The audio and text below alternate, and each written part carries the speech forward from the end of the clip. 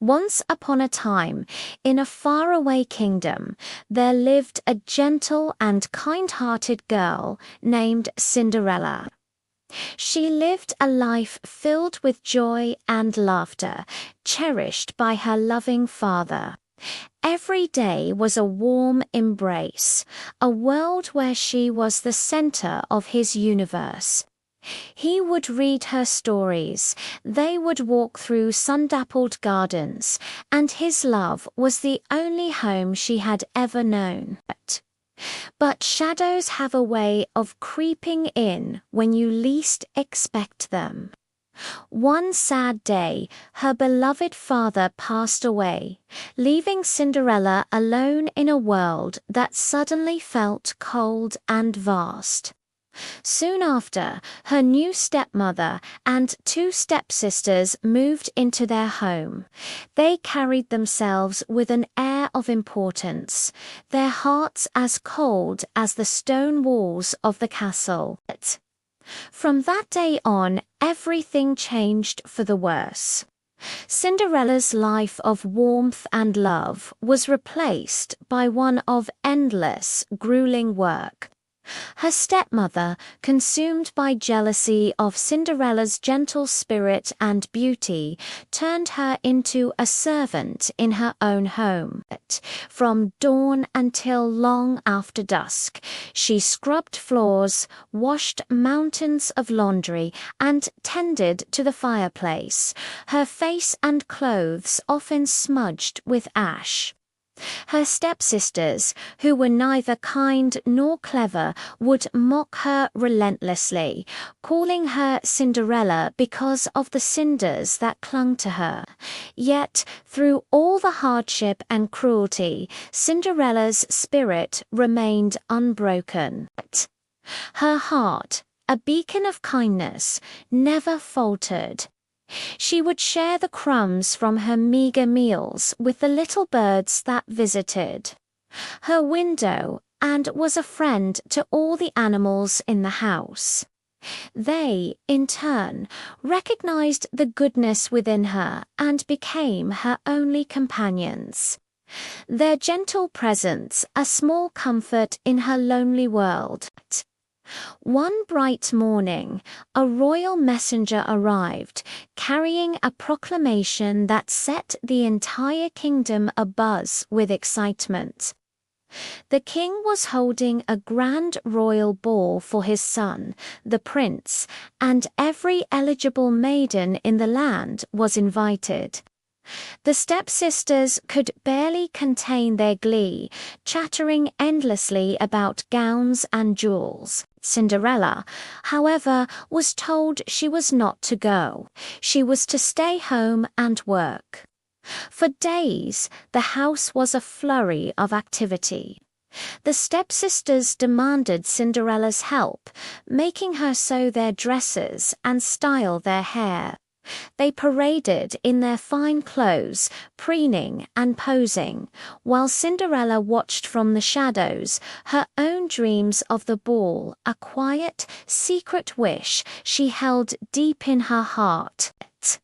She worked tirelessly, ensuring they looked their best, without a single word of complaint.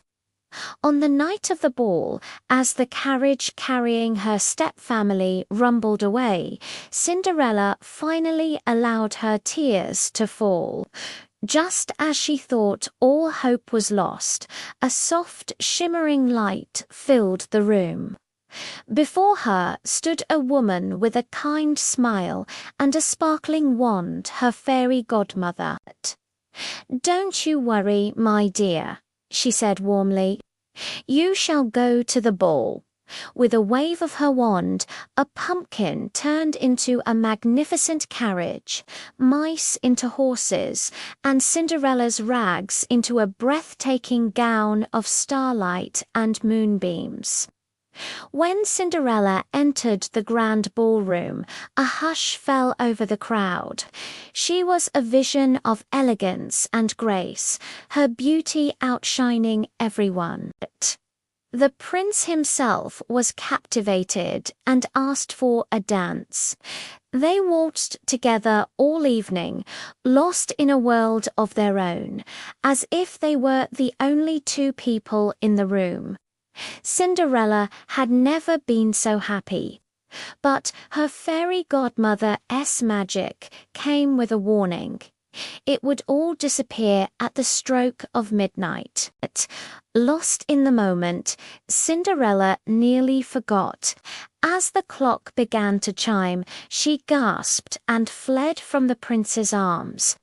She raced down the grand palace staircase, and in her haste, one of her delicate glass slippers fell from her foot. The prince, heartbroken by her sudden departure, was left holding only the single glass slipper. He was determined to find the mysterious maiden who had captured his heart. The very next day, he sent his royal messengers across the entire kingdom with a decree. He would marry the girl whose foot the glass slipper fit. They travelled far and wide, from grand estates to humble cottages, trying the slipper on every maiden, but it fit none of them. Finally, the royal messenger arrived at Cinderella's home. The stepsisters, full of arrogance, tried desperately to squeeze their feet into the tiny shoe, but it was no use. Just as the messenger was about to leave, he noticed Cinderella sitting quietly by the hearth. "Let her try," he commanded. The stepmother scoffed, but the messenger insisted. And when Cinderella gently slid her foot into the glass slipper, it fit perfectly. Her step-family stared in utter disbelief. Cinderella was the one. This was only the beginning of her new chapter, a life where kindness was finally rewarded. To see what happens next and how Cinderella's story truly ends, make sure you're subscribed for episode 2. Thanks for watching, and we'll see you in the next chapter of Fairy Tale Fables.